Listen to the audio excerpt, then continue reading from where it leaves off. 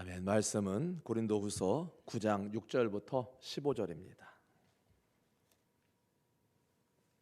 9장 6절부터 15절까지의 말씀을 같이 읽도록 하겠습니다. 6절부터 읽겠습니다. 이것이 곧 적게 심는 자는 적게 거두고 많이 심는 자는 많이 거둔다 하는 말이로다.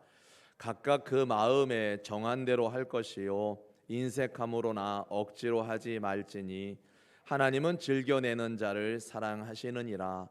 하나님이 능히 모든 은혜를 너희에게 넘치게 하시나니 이는 너희로 모든 일에 항상 모든 것이 넉넉하여 모든 착한 일을 넘치게 하게 하려 하심이라. 기록된 바 그가 흩어 가난한 자들에게 주었으니 그의 의가 영원토록 있느니라 함과 같으니라. 심는 자에게와 씨와 먹을 양식을 주시는 이가 너희 심을 것을 주사 풍성하게 하시고 너희 의의 열매를 더하게 하시리니 너희가 모든 일에 넉넉하여 너그럽게 연보를 함은 그들이 우리로 말미암아 하나님께 감사하게 하는 것이라.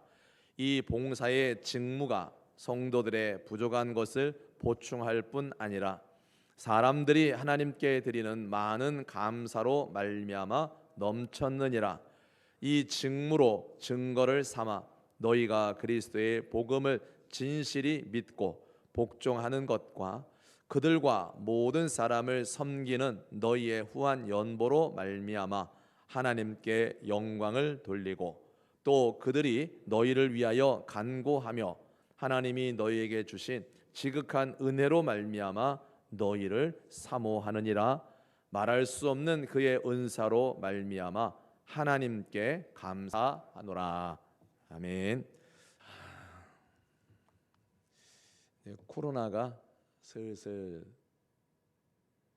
또 속을 새기려고 그러는데 그럼에도 불구하고 이제 우리 성도님들이 이렇게 한 분, 두 분 다시 주회전에서 함께 예배드릴 수 있게 되어서 하나님 앞에 감사를 드리고 또 이렇게 주회전을 찾아 나와서 예배드리는 우리 모든 성도님들께도 감사하는 마음을 전합니다.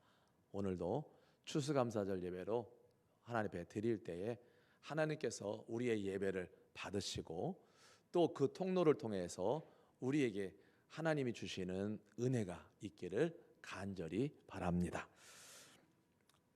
사람이 힘들면 더욱이 옆에 사람과 비교해서 내가 더 힘들다고 생각이 되면 여유가 없어지고 여유가 없다 보면 마음이 인색해지고 마음이 인색해지면 손이 인색해지고 또 그리고 감사가 사라지게 된다라는 그러한 말입니다.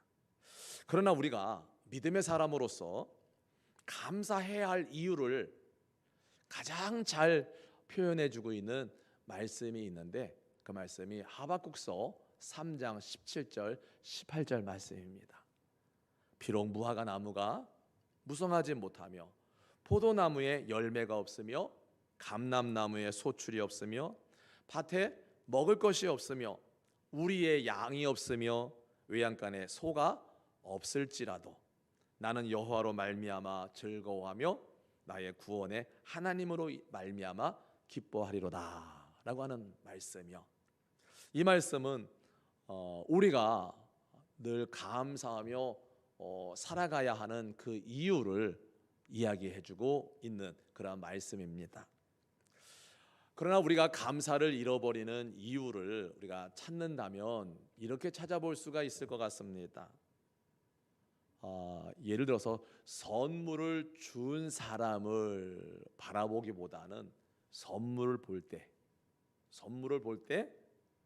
우리가 감사하는 마음이 사라질 것 같습니다. 선물을 준 사람의 그 마음과 성의를 생각하기보다는 어떤 선물이냐, 뭐 더 말씀드리면 얼마짜리냐, 여기에 우리가 관심을 갖게 되면 선물 준 사람에게 감사할 수가 없게 된다라고 하는 거죠. 우리가 하나님께 감사하지 못하는 이유를 찾는다면 그와 다르지 않을 거라고 봅니다. 내게 귀한 은혜를 베풀어 주신 하나님을 보지 못하고 나를 향한 하나님의 그 크신 그 사랑과 그 마음을 헤아려 보지 못하고, 그보다는 지금 내가 힘들고 지금 내가 처한 처지가 고달프기 때문에 내 형편만 보기 때문에 감사하지 못하는 것은 아닌가. 감사하지 못할 뿐만 아니라 오히려 불평하고 원망하게 되는 것은 아닌가 하는 거죠. 이스라엘 백성들이 430년이라는 긴 세월 동안에 애굽에서 살았습니다. 요셉을 알지 못하는 왕이 나타남과 동시에 이스라엘 백성들은 애굽에서 많은 고초를 당하게 되죠. 그때 하나님께서 때가 되었을 때 그들을 불쌍히 여기시고 그들을 사랑하시는 마음으로 그들을 애굽에서 건지셔서 홍해 바다를 건너고 광야를 걷게 하시죠. 광야를 걷게 하실 때도 정말 불기둥 구름기둥으로 그들을 보호하시고 하셨는데 이스라엘 백성들은 어떻게 하죠?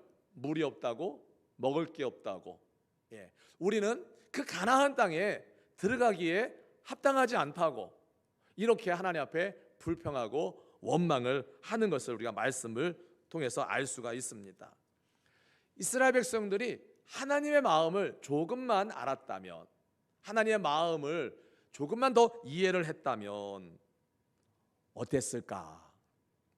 사실 40년이라는 세월 동안에 이스라엘 그 광야를 사는, 애굽에서 나와가지고 광야를 사는 이스라엘 백성들처럼 하나님의 놀라운 기적을 경험하며 살아간 세대가 없습니다.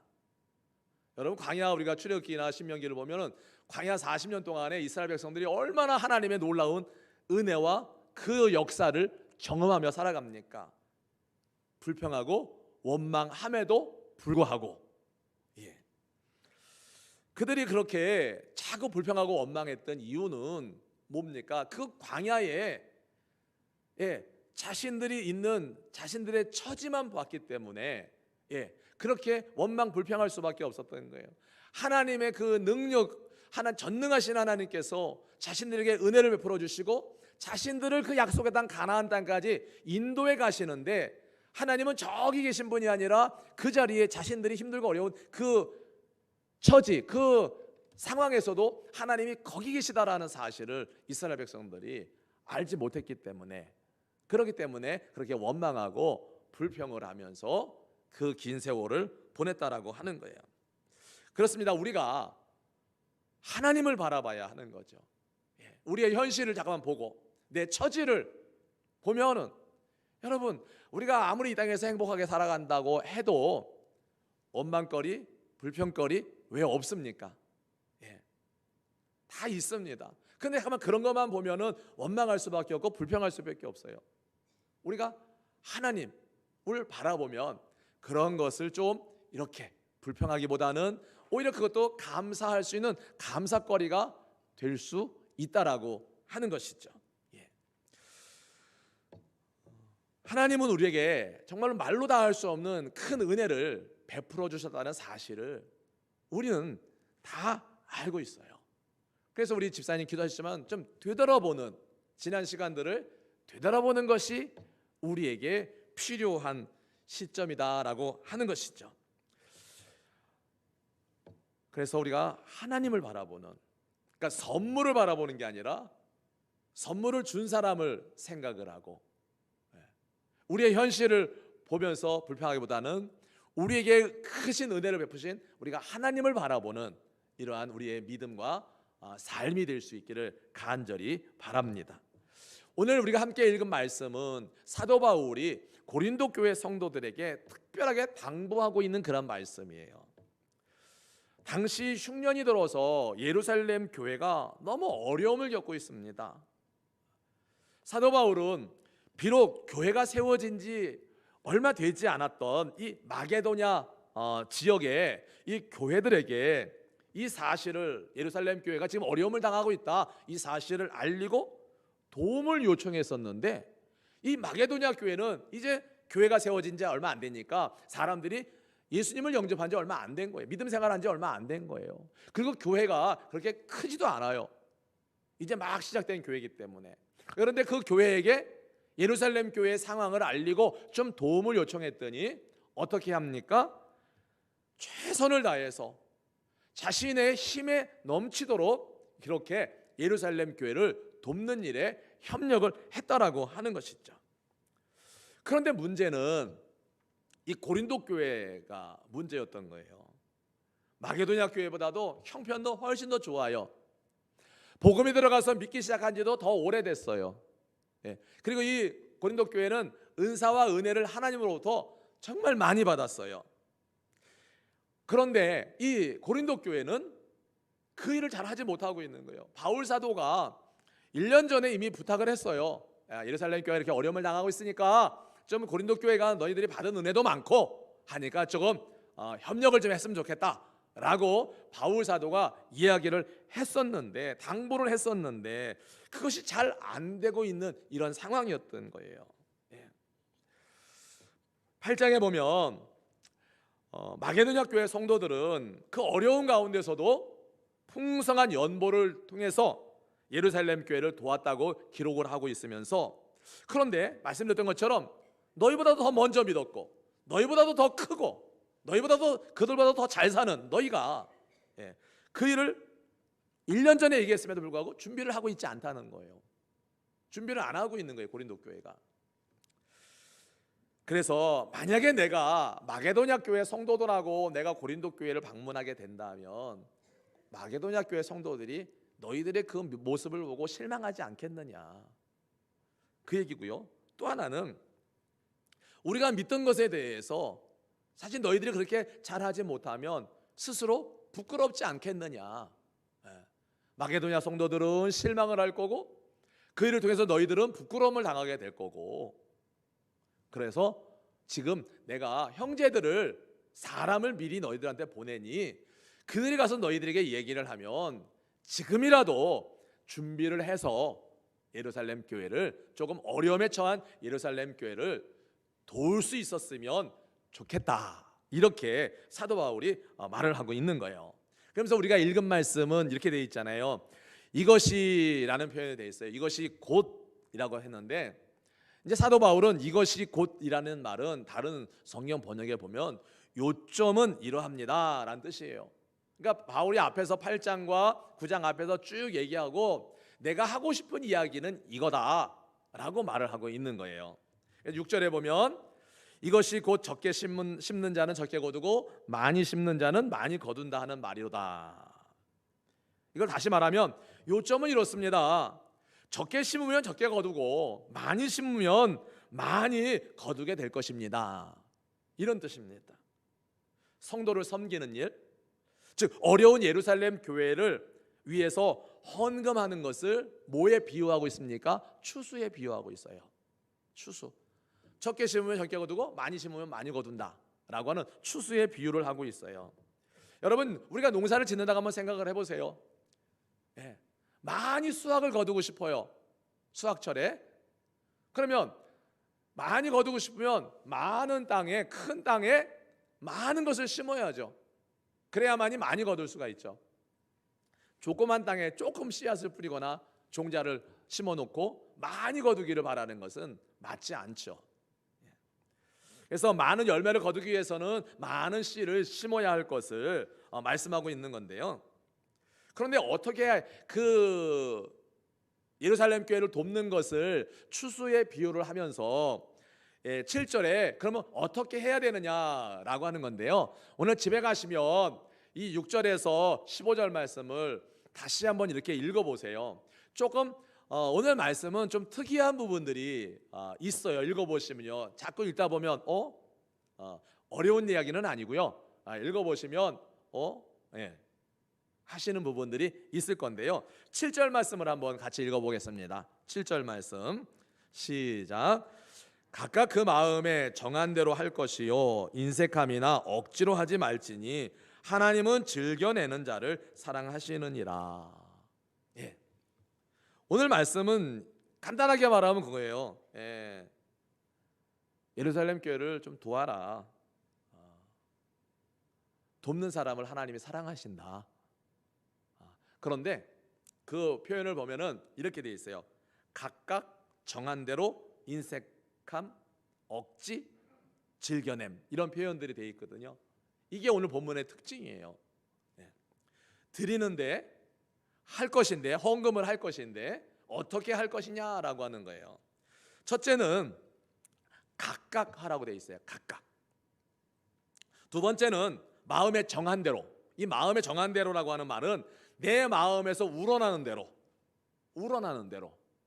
세 번째, 인색하지 말고는 아까워하지 말고, 예루살렘 교회를 돕는데 아까워하지 말라는 거예요. 그거를.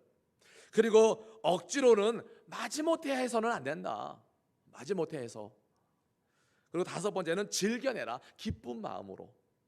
그러니까 예루살렘 교회를 돕는 일에 헌금을 하는데 어떻게 해요? 각각이, 성도들 한 사람 한 사람이 어떻게 해요? 예, 정말 마음에서 우러나는 대로, 억지로 하지 말고, 마지못해 하지 말고 즐거운 마음으로 하라고 이렇게 말씀하고 있어요. 그런데 이렇게 드릴 때, 그렇게 드리는 사람을 하나님이 뭐 한다고요? 사랑하신다고요. 예, 이렇게 말씀을 하고 있어요. 8절 말씀은 하나님이 능히 모든 은혜를 너희에게 넘치게 하시나니. 8절을 읽어보시면, 다시 8절 읽어볼까요? 시작. 하나님이 능히 모든 은혜를 너희에게 넘치게 하시나니 이는 너희로 모든 일에 항상 모든 것이 넉넉하여 모든 착한 일을 넘치게 하려 하심이다. 여기서도 마찬가지예요. 모든이라는 표현이 3번 나오고요, 넘치게라는, 넉넉하게라는 표현이 반복해서 나오고 있어요. 이 말은 우리가 이 8절 말씀을 읽어보면 우리 하나님의 마음을 알 수가 있다는 거예요. 하나님께서 은혜를 넘치게 주시는 이유, 그 목적도 알 수가 있다는 거예요. 여러분, 하나님께서는 우리가 쓸 것을 넘치게 주실 수 있는 분이라는 사실을 믿으시기를 바랍니다. 넘치게 주실 수 있는 분.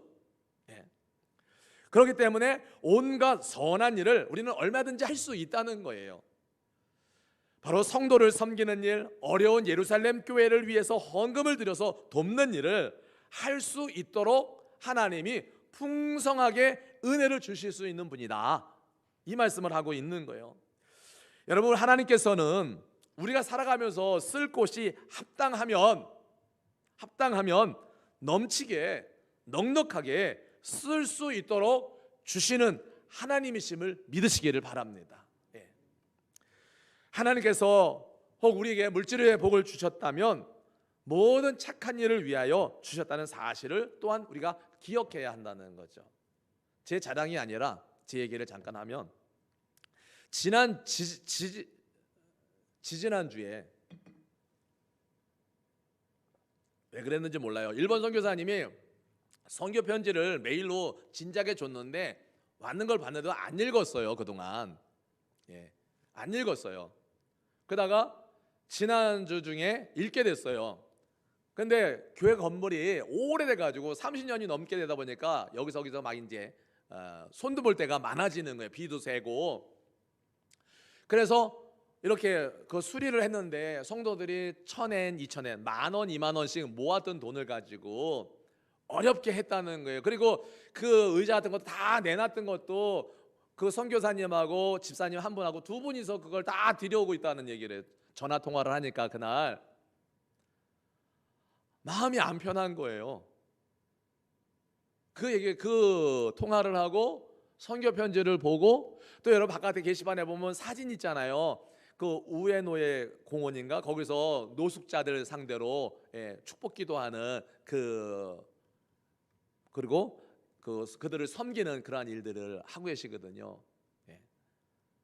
마음이 안 편한 거예요. 물론 저도 지금 개인적으로 재정적으로 여유가 없거든요. 여유가 없는 게 아니라 근데 마음이 안 편한 거예요.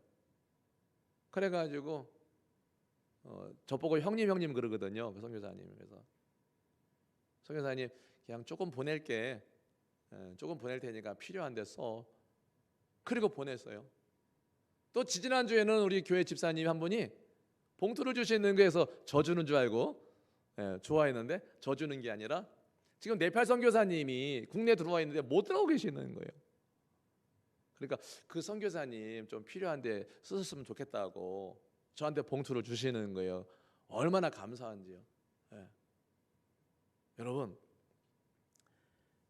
하나님께서 우리로 하여금 쓸 수 있도록, 쓰고 나면 여러분 모자랄 것 같지만은 그렇지 않아요. 정말 하나님이 기뻐하시는데 합당하게 쓰면 하나님께서 그 이상 하나님이 채워주십니다. 이거는 경험을 해보니까 그래요. 그러니까 그 쓰는 게 당장 그만큼 나가면 내 주머니가 비고 통장이 비지만은 결코 그것이 비는 것으로 끝나지 않는다는 거예요. 말씀했잖아요. 여러분에게 온갖 은혜를 넘치게 주실 수 있는 분이 우리 하나님. 모든 일에 우리들이 쓸 수 있도록 넉넉하게 주시는 분이 하나님. 우리가 그 하나님을 믿는다면 그렇게 할 수 있다는 거죠. 그렇게 믿는다면 여러분 우리가 그런 믿음이 있기를 바랍니다. 그런 믿음.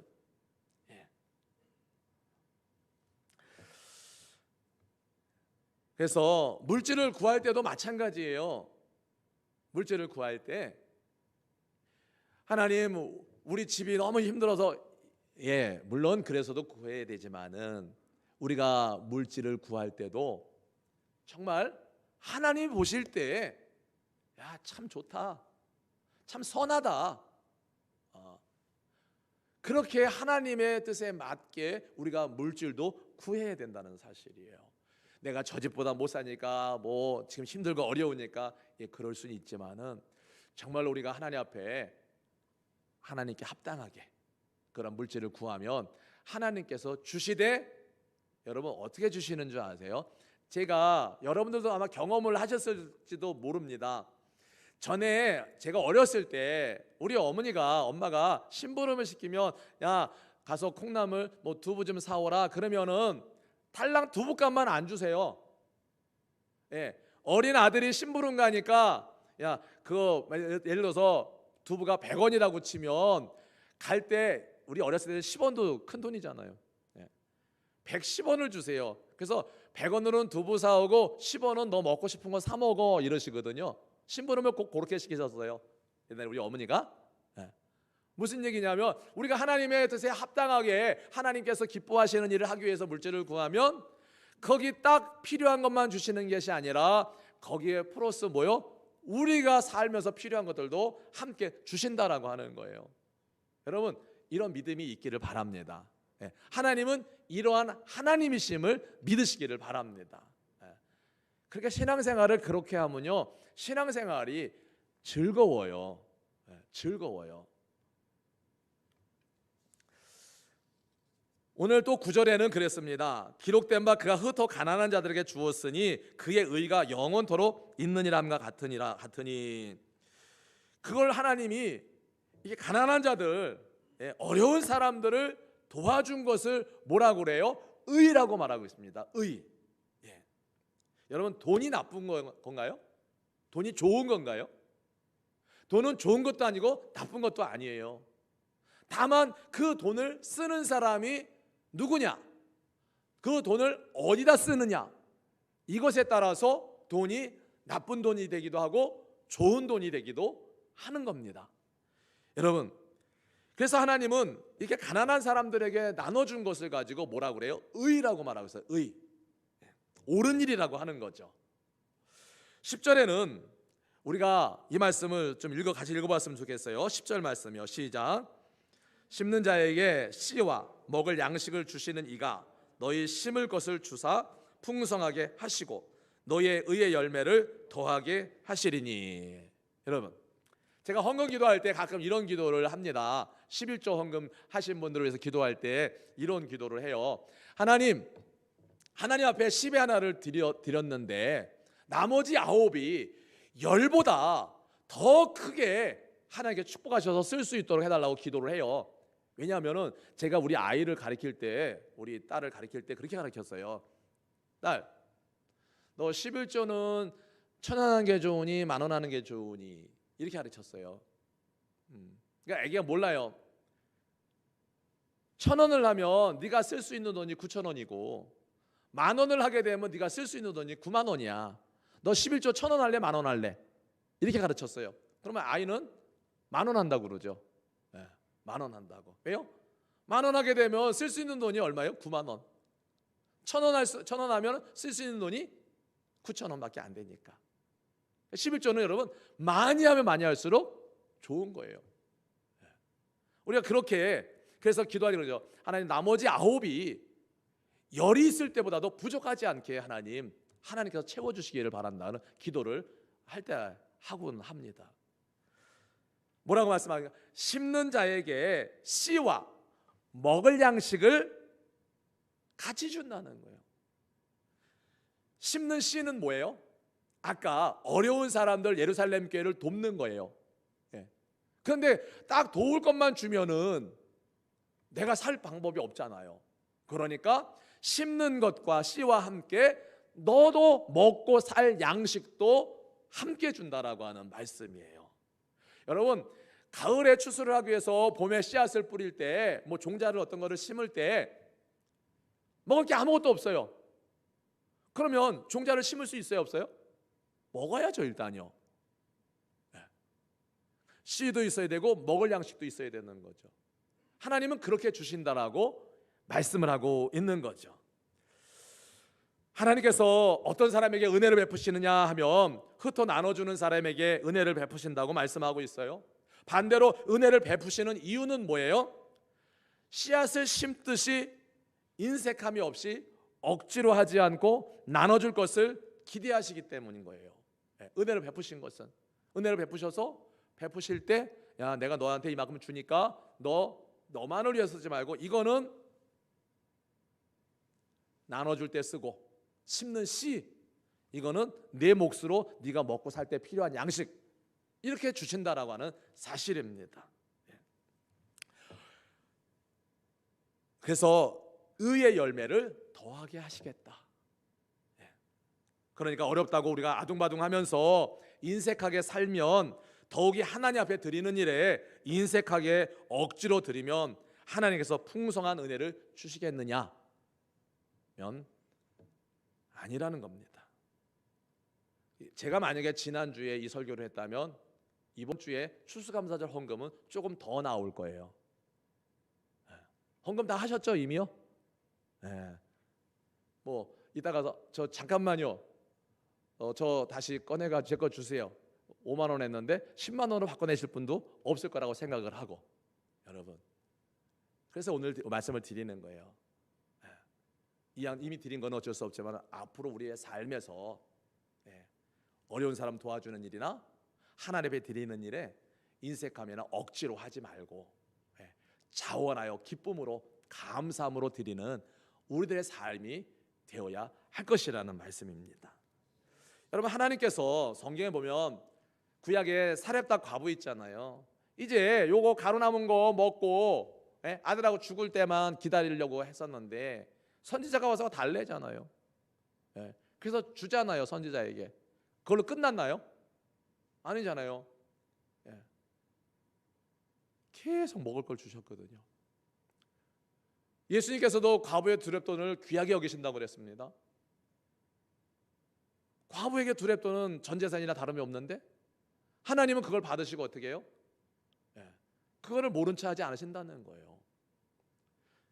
그래서 우리가 정말 오늘 말씀처럼 우리가 남한테 심을 것도 주시고 또 우리가 사는데 필요한 것도 공급해 주실 수 있는 그 하나님을 우리가 신뢰하면서 우리가 살아가야 할 것이다라는 그러한 말씀입니다. 하나님은 내가 믿는 만큼 내가 신뢰하는 만큼 내가 하나님께 맡긴 만큼만 책임져 주시는 분이에요. 예를 들어서 이렇게 하죠.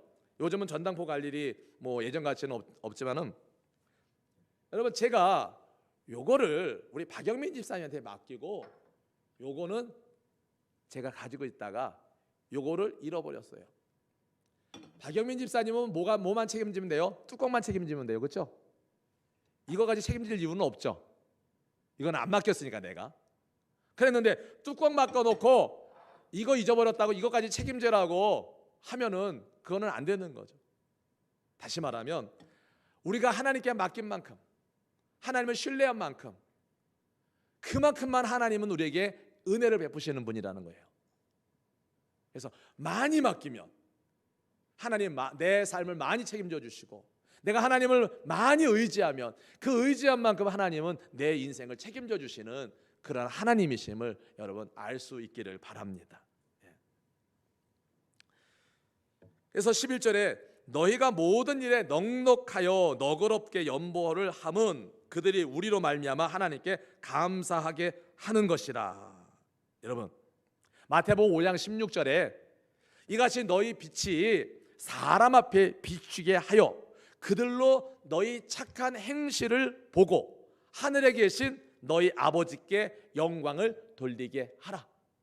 이 말은 이런 뜻입니다. 우리들의 아이가 학교를 가든 어린이집을 가든 어딜 가든 갔는데 너무 잘하는 거예요. 너무 잘하는 거예요. 그러면은 그 선생님이나 사람들이 뭐라 그럴까요? 아유, 아버님은 좋으시겠어요.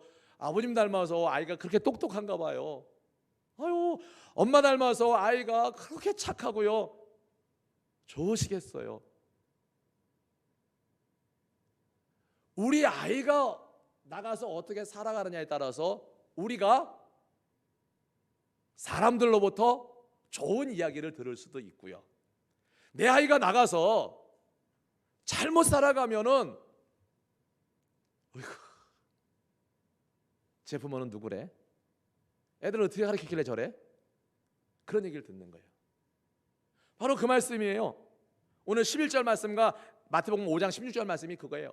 우리가 어떻게 사느냐에 따라서 사람들은 어떻게 해요? 하나님께, 우리가 믿는 하나님께 영광을 돌리고 감사를 한다는 거예요. 그래서 여러분, 우리들의 모든 착한 일을 통해서 하나님께서 영광을 받으시도록 우리가 살아가야 된다는 거죠. 바로 그 말씀이거든요. 그래서 우리가 하나님의 마음을 좀 제대로 읽을 줄 알아야 된다라고 하는 것입니다. 읽을 줄 알아야 된다. 그래서 우리가 모든 착한 일에 넉넉하여 인색함이나 억지로 하지 않고 하나님의 은혜를 풍성히 받은 사람으로 살아갈 때 우리에게 의의 열매가 많이 열리게 될 것이고, 사람들은 그것을 통해서 하나님께 영광을 돌리고 우리 하나님께 감사를 하게 될 거라는 그런 말씀입니다. 나를 통해서 하나님이 영광을 받으신다면, 나를 통해서 우리가 얼마나 믿음으로 잘 산 거예요. 나를 통해서 하나님의 영광이 가리워진다면 얼마나 우리가 믿음 생활을 잘 못하고 있는 거예요. 그래서 여러분, 오늘 말씀처럼 우리의 모든 착한 일, 우리의 이러한 삶을 통해서 하나님이 영광을 받으시고 하나님께 감사하는 일들이 많아질 수 있기를 바랍니다. 오늘 말씀이 그 뜻이거든요. 그래서 우리가 우리의 지금은 본문에서는 그 고린도 교회가 또 마게도냐 교회가 예루살렘 교회를 돕는 일을 통해서 예루살렘 교회가 하나님께 감사하고 영광을 돌려드린다라고 하는 거죠. 우리들의 삶을 통해서 하나님께서 영광을 받으시고 사람들이 하나님께 감사할 수 있는 일이 우리의 삶을 통해서 나타나야 된다라는 그런 말씀입니다. 바로 이것이 누구의 삶이요? 하나님의 은혜를 풍성히 받은 사람들의 삶을 통해서 이루어진다. 저와 여러분들을 통해서 이 일이 이루어진다라는 말씀입니다. 15절 말씀으로 말씀을 마무리해가죠. 15절입니다. 시작. 말할 수 없는 그의 은사로 말미암아 하나님께 감사하노라. 여러분, 말할 수 없는 그의 은사, 이게 뭐냐면은 바로 예수 그리스도예요. 예수 그리스도. 아까 하박국서도 그랬잖아요. 없고 다 없는데 뭐로요? 나를 구원하신 그 하나님으로 인하여 즐거워하고 기뻐한다고 했잖아요.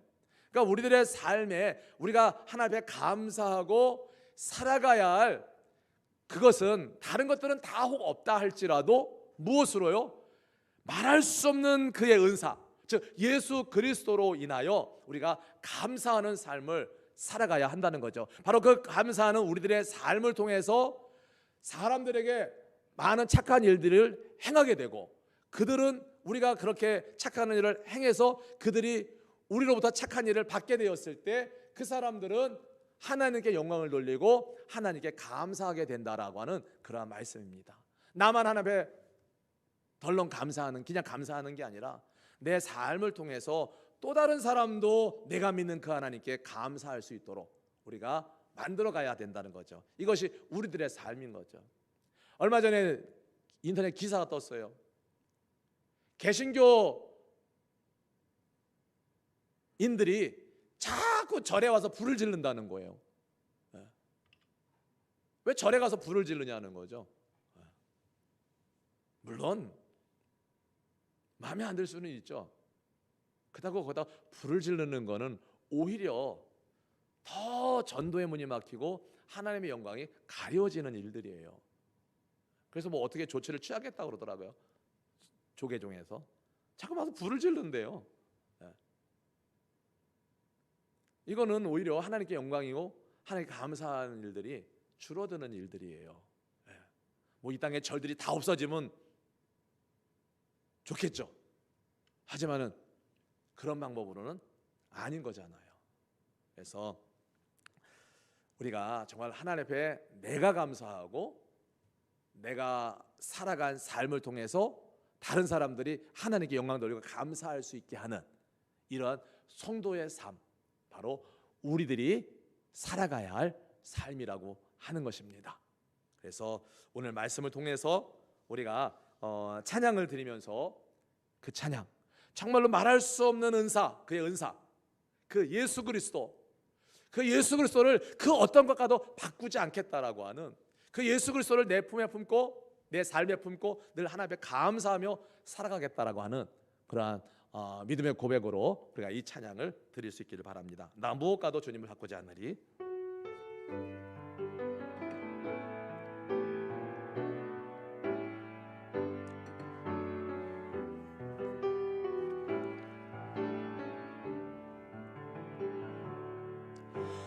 무엇과도 주님을 바꾸지 않으리.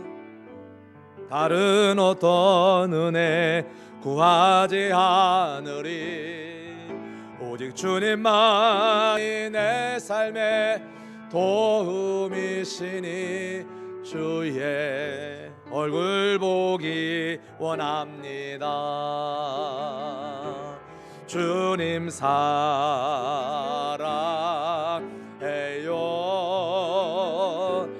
온 맘과